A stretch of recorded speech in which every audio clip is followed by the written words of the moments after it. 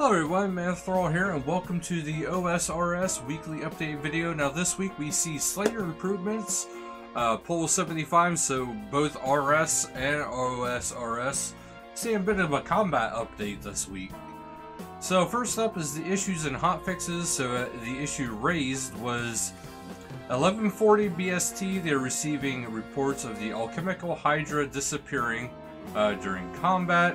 At 1345, this was fixed. These issues have now been resolved, and the intended changes that came with this week's update have now been re-implemented. They will continue to monitor the situation and share any further updates. At 1500 BST, they did include Dawn Stuns with Poll 75's Grotesque Guardian changes, and at 1500 BST, they apologized for this. It wasn't included in the update, but after reviewing feedback, it should have been, and they'll be looking to include that as soon as possible. At 1600 BST, the final phase of the Alchemical Hydra is not correctly swapping attack styles, and at 1600 BST, they have deployed a hotfix to correct this, so it should be working as intended. Now for the updates, we have the Slayer helmet facelift. So the following helmets have been redesigned to better reflect their boss counterparts rather. So you have the black Slayer helm, which is the King Black Dragon, green Slayer helm, which is the Half-Life Queen, red Slayer helm, Abyssal Demon, I think that's actually the coolest looking one, purple Slayer helm, Scotizo, and the turquoise Slayer helm is for Vorkath. So, if you're not filling your to-do list, you can now store Slayer tasks for later and unlock this option for 1000 Slayer points within the Slayer store. Only one task can be stored at a time, and it will cost you 50 points. But unstoring a task is free. Just chat with the Slayer Master. So, note that you cannot store wilderness tasks. And if we go into the picture here, it does show, you can, or they have a stored task right here of 54 Iron Dragons. So the current assignment is 150 Hellhounds. So it's something to kind of keep in mind. And the task storage does cost 1k Slayer tokens. There is now a Dust Devil task only area within the Caridian Desert Smoke Well. Players can now choose to kill between 3 to 35 Zulrah bosses for the Associate Slayer task. They added the right-click option to board Zulrah's boat. More blood velts have been added to the God Horse dungeon, allowing players to complete associated tasks without waiting for respawns. The Alchemical Hydra has gained new animation that signals once attack style is changing. Token Slayer XP is now given to players who kill Sire Respirator when fighting the Abyssal Sire. You get 50 Slayer XP for each Sire Respirator killed, with a maximum of 4 during one encounter. The Kraken can now be awoken using Fishing Explosive, Rise and Shine. A shortcut has been added to the Asgardian Ice Dungeon, taking you from the area the Hobgoblins inhabited to the Skeletal Wyverns. It requires 72 agility.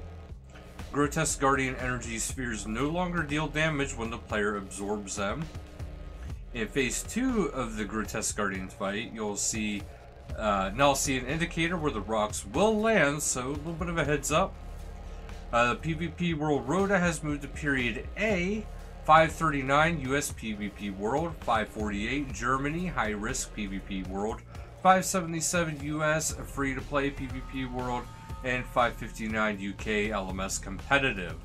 And there has been some changes to terms. So they want to let everyone know that there has been some updates to the end user license agreement, EULA, terms and conditions and privacy policy, which are now live as of July 14th, 2021. So They want to make sure the changes are easy to spot, so here is the short summary.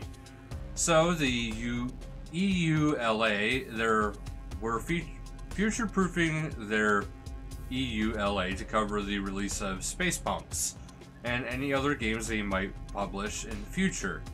The terms and conditions are, along the same theme as above, there's now fewer direct references to RuneScape and Old School, and more talk of Jagex products as a whole.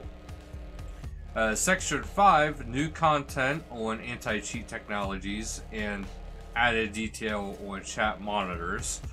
Section 6, there's a recognition that games can be played via third-party platforms such as Steam and other gaming platforms, and enhanced restrictions on the use of accounts. Section 7 added further restrictions on the virtual currency. Section 10, new provisions for must-nots under their content standard policy. Section 13 reworked the bond section. And Section 15 added a new section on third-party software. The privacy policy, this has been updated to reflect the new Brazilian privacy law, the LGPD, and has updated address for their data protection officer. So, the above information is provided quick guide only, so if you want to find out more information, they do have a full EULA, terms and conditions, and privacy forms all here on the main page. They have links to each one. And in other news, clan level up notifications are no longer broadcast for levels below 50. Some errantries on Tutorial Island no longer render under the coastline. The Ornate Dragon Square Shield has been given a stat buff to match the plain version. Castle Wars Medium Helms have been adjusted as given a stat buff to match a standard medium helm. A minigame minimap icon has been added to the Tith farm in Hesidius, and the animation for scattering demonic ashes is no longer disruptive to walking.